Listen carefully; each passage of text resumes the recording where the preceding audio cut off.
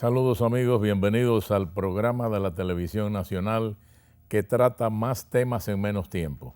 12 temas en solo 30 minutos para que usted no se aburra con la misma cantaleta, el mismo tema, la misma cosa.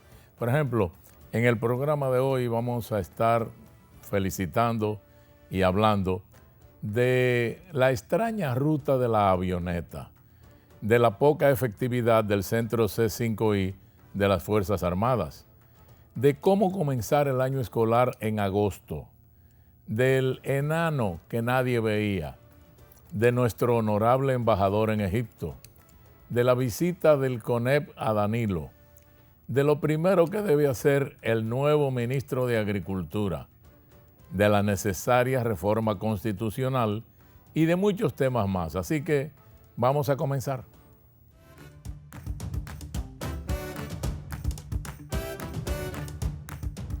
Señores, lo de la avioneta, de la famosa avioneta, se ha hablado mucho, se ha conjeturado de todo, pero no pasa de ahí. Lo primero que uno debe preguntarse es de dónde vino ese avión al aeropuerto del Catey de Samaná y por qué. Si estaba conducida por un piloto venezolano con amplia experiencia volando a y en República Dominicana.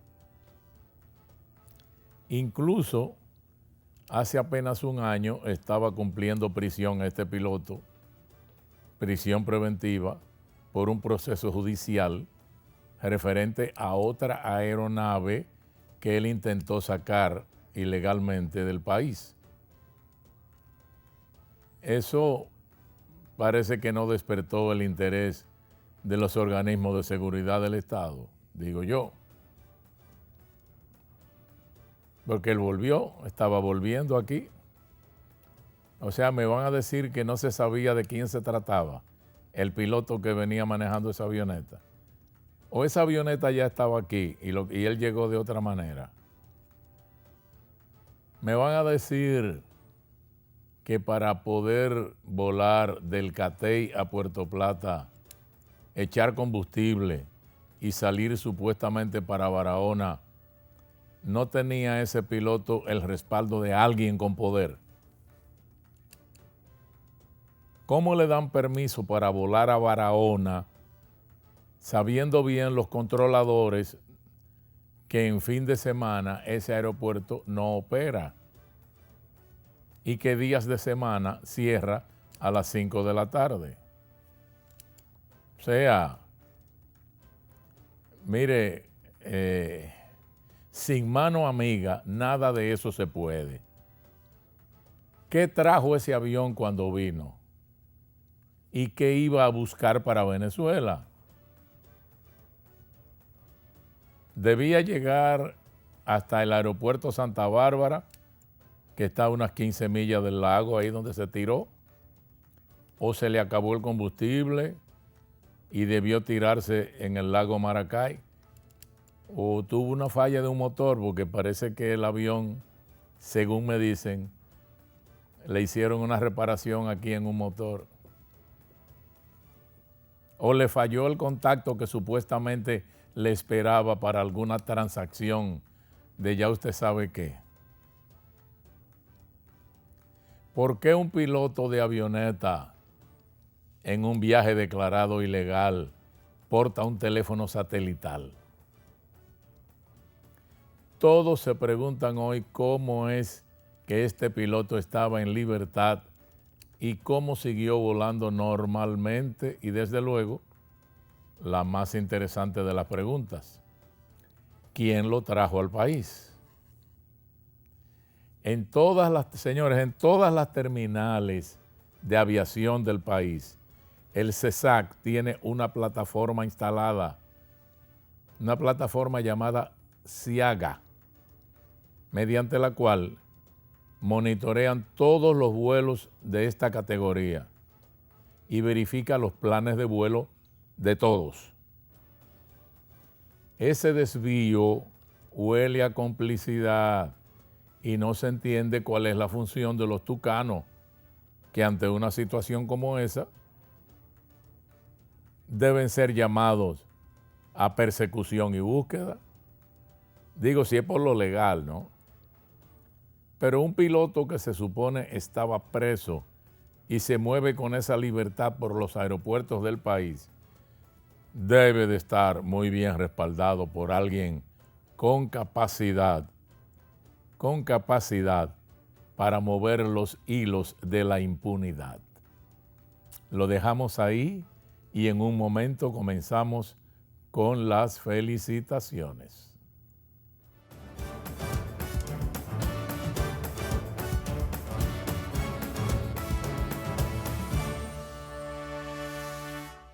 Cuando abuelo llama por teléfono a casa, siempre me dice: a mí me alegra esta trancadera, porque las mujeres volvieron para su casa y dejaron ese invento de estar andando en la calle, de que trabajando. En su casa es donde tienen que estar, atendiendo a sus hijos, preparando la comida, limpiando, atendiendo a su marido como se debe, lo que nunca debieron dejar de hacer. Y yo le digo, si tú supieras, abuelo.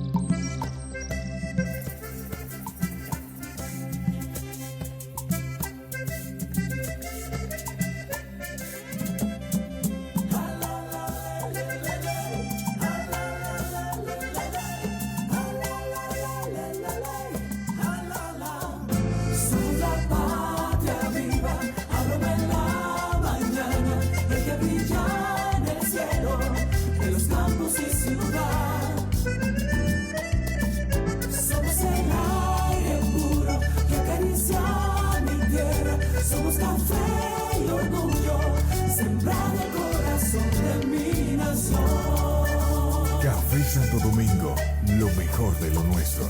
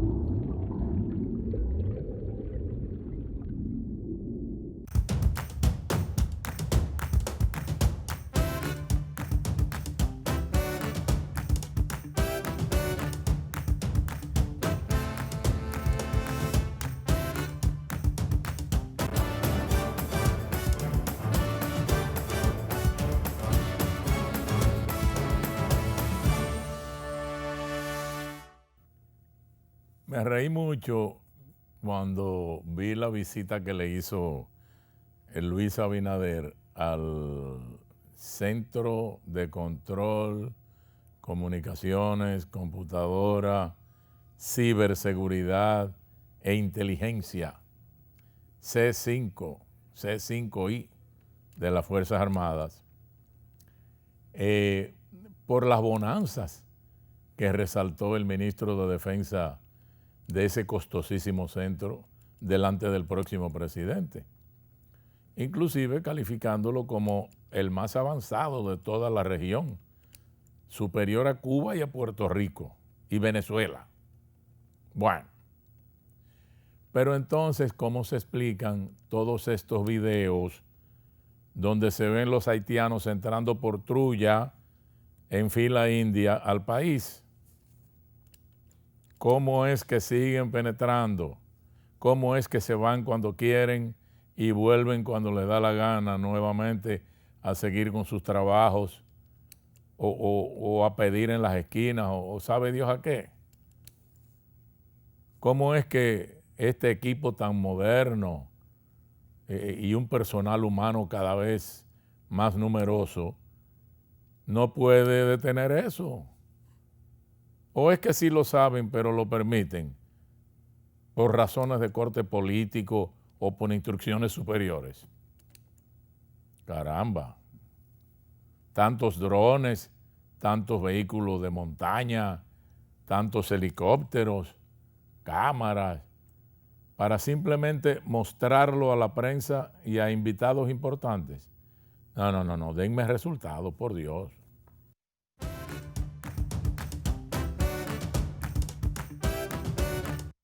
Felicitaciones a la presidenta de la ADP, Asociación de Profesores, Xiomara Guante, por su opinión de que iniciar el año escolar en agosto sería una tragedia.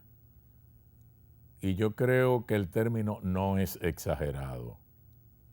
Las clases presenciales son imposibles con el ritmo que lleva la pandemia. Y para hacerlas virtuales se requieren cosas que no tenemos. Por lo pronto, que cada alumno posea una tablet o una laptop, que tenga en su casa internet para conectarse y desde luego energía eléctrica constante para no perderse ninguna de las charlas de sus profesores. Lo de la tablet, imposible. Lo del internet, más factible, pero colocar ese servicio en cada hogar donde no lo tengan por falta de recursos, lo envía también al campo de la imposibilidad. Y finalmente, tener energía eléctrica 24 horas, no creo que tengamos que abundar sobre eso, ¿verdad? Así que eso del inicio del año escolar es un dolor de cabeza que le va a quedar al nuevo ministro de Educación, quien se va a estrenar tratando de meterle el agua al coco o la semilla al aguacate. Pero ha surgido otra propuesta y es el uso de la radio, como en las escuelas radiofónicas de Radio Santa María. En cada casa no hay internet, pero por lo menos un radio hay. Y ahí están las radioemisoras del gobierno y de las Fuerzas Armadas y del Ministerio de Educación para que asuman el éxito que durante décadas han tenido las escuelas radiofónicas, aunque ahora desde luego con nuevas técnicas de enseñanza, porque no sería interactivo. Ese es el problema. Esa puede ser la solución provisional, pero no es interactivo, es comunicación one side, de un solo lado. Fea la cosa.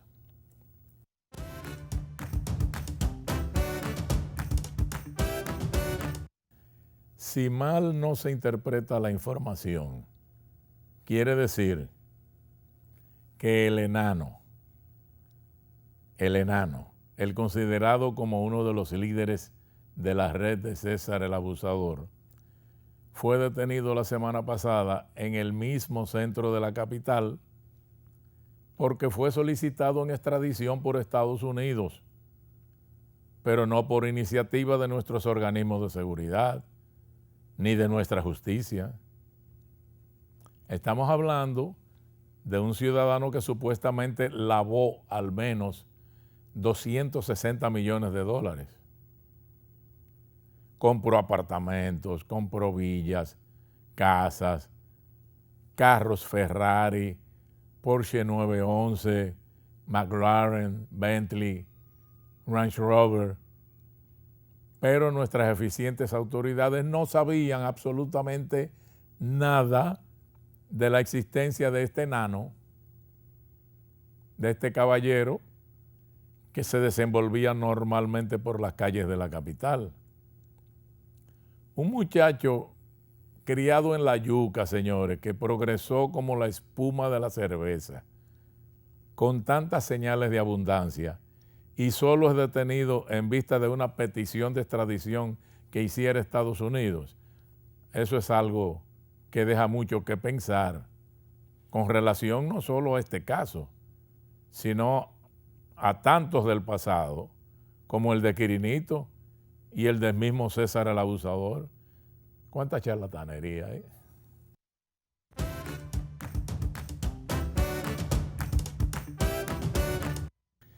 Hay cosas a las que uno se cansa de buscarle la vuelta dentro de la lógica y no llega a punto alguno de entendimiento.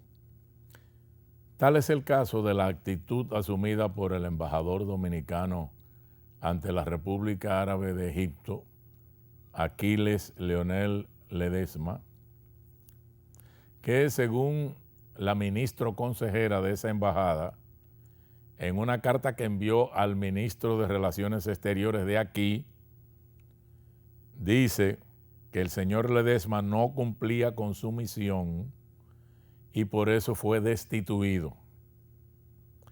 Pero el hombre, en vez de arreglar sus motetes y largarse de allí, rompió la puerta principal de la embajada con una pata de cabra y entró a la fuerza.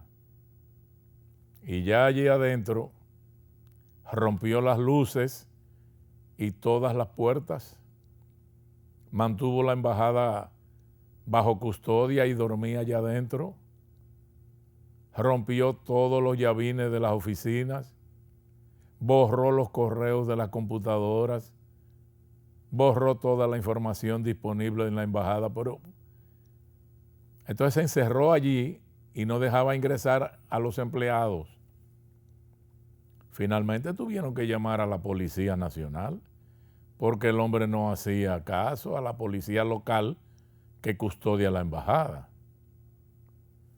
Digo, obviamente Ledesma entonces fue destituido y después de ser destituido entonces él renunció al cargo. Explíquenme esa. Para mí esa conducta totalmente irracional se corresponde con un lapsus de demencia y su familia debería de ponerlo en manos de psiquiatra, porque algo que no sabemos estaba ocurriendo en la mente de este hombre que lo llevó a cometer esas barbaridades. Algo tiene que andar mal en ese cerebro, si es cierto todo lo que se ha informado oficialmente desde Egipto. Hacer todo eso no es de una mente que esté bien, estemos claros.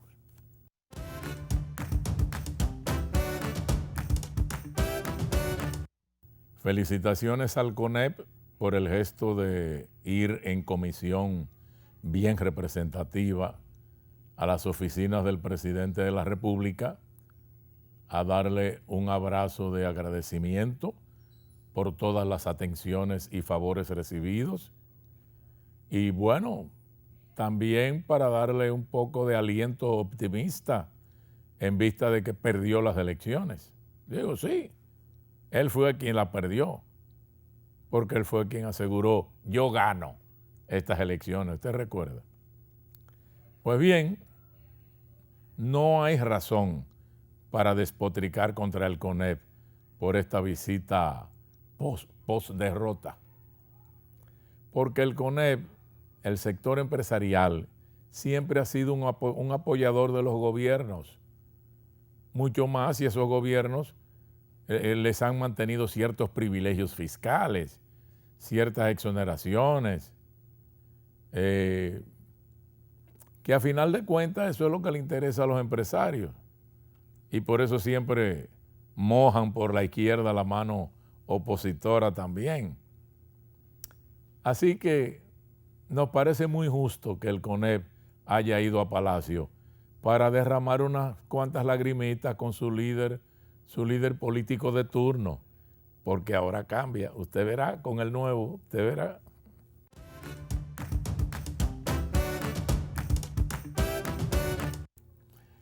Si el Ministerio de Agricultura paga de su presupuesto anual a 25 dependencias, el nuevo ministro, cuando llegue allí, lo primero que deberá hacer es una evaluación minuciosa de cada una de esas dependencias para ver el desempeño y ver la rentabilidad de cada una. ¿Qué han hecho los últimos 8 años los de investigación agropecuaria, los de la Dirección de Ganadería, el Consejo para la Producción de Leche, el Instituto para la Uva, el Instituto para la Caña, el Tabaco, el del Café, el Consejo de la Pesca y la Acuicultura? O sea, hay que determinar cuántos de sus funcionarios verdaderamente trabajan, si vale la pena seguir manteniendo esas dependencias o eliminarlas o reestructurarlas. ¿Para qué? Para poder justificar los 5.400 y pico de millones de pesos que se chupa todos los años ese ministerio con tantas dependencias, varias de las cuales luce que no hacen nada o hacen muy poco.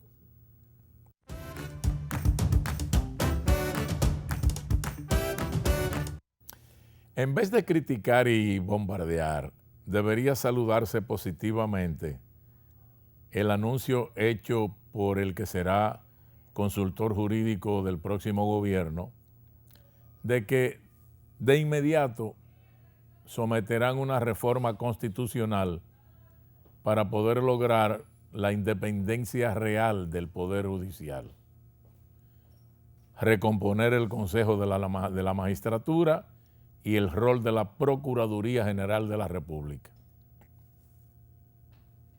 No sé por qué lo critican, porque si se quiere realmente un procurador sin compromiso con el Poder Ejecutivo, hay que hacer esa reforma, porque de lo contrario sería otra chapucería institucional.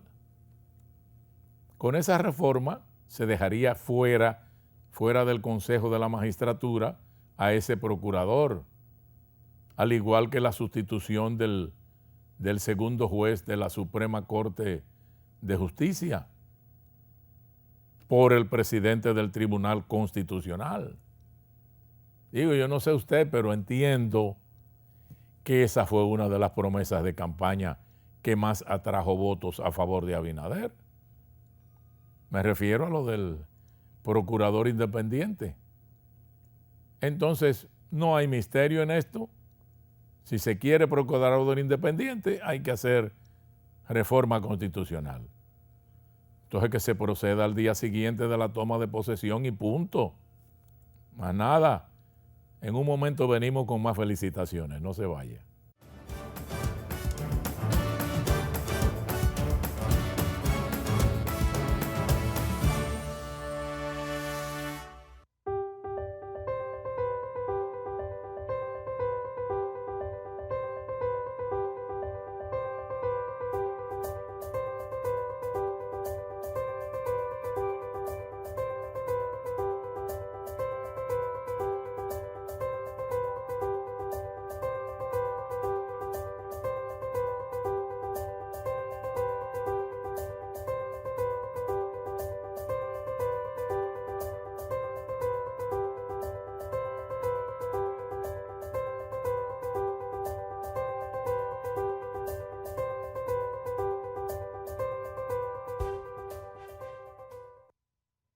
El bloqueo de las intersecciones es la principal causa de represamiento vehicular y disminución en la velocidad de flujo, ocasionando caos en la movilidad.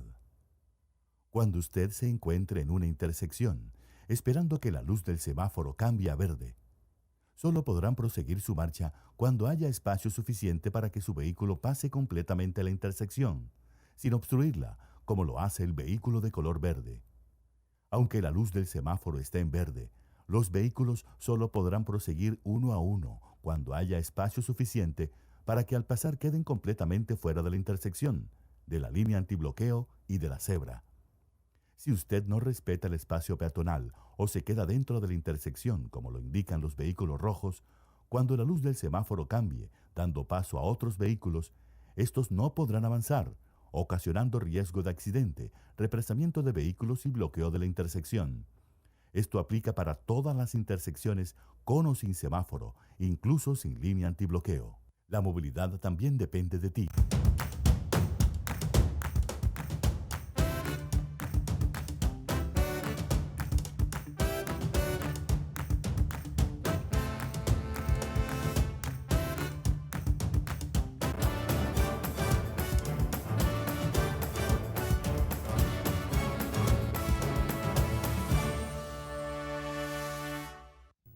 La verdad que cada día uno se convence más de que ese aeropuerto de Bávaro nació como la Uyama.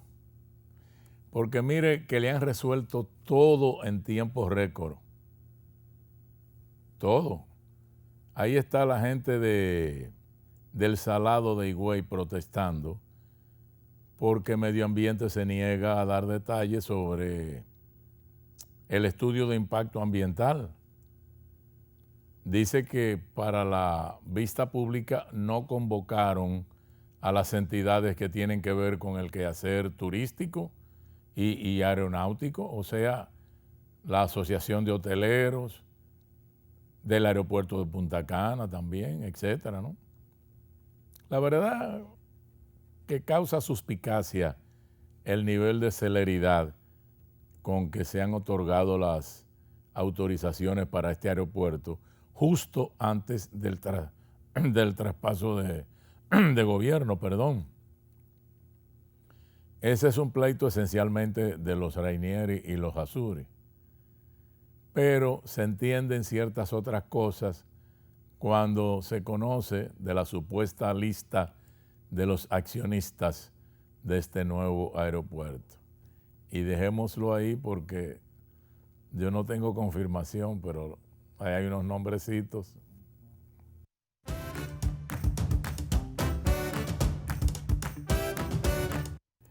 Desde que el PRM ganó las elecciones, comenzó a sonar la cancioncita de que los empleados que forman parte del sistema de la carrera administrativa no pueden ser cancelados. Finalmente, Ventura Camejo dice que de los 180,000 empleados que tiene el gobierno, el 52% está bajo el amparo del sistema de la carrera administrativa. Yo creo que valdría la pena hacer una revisión o auditoría de eso, porque también se presta a mecanismo político de protección de militantes de cual sea el partido que gobierne.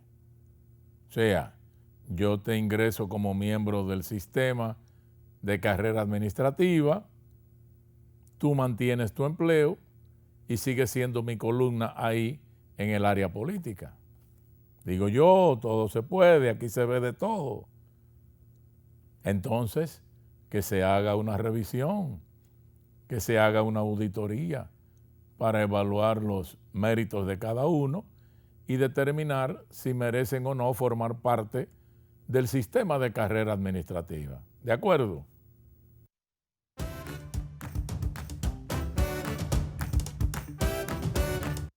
Y por último, hoy merece, señores, una felicitación especial el ex síndico de Santo Domingo Oeste, porque según el actual incumbente José Andújar, lo que ha encontrado allí es un asunto digno de llevarse a la justicia.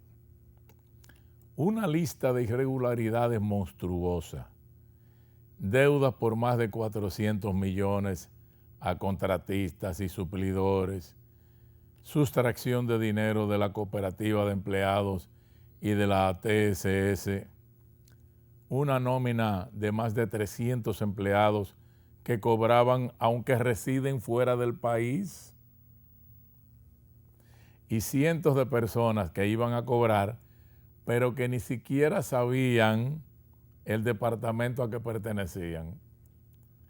En este momento hay una cantidad de cheques emitidos que están allí, que nadie procura porque saben que no son empleados de allí, sino gente que iba simplemente a buscar ese cheque, más nada. Pero la lista es larga.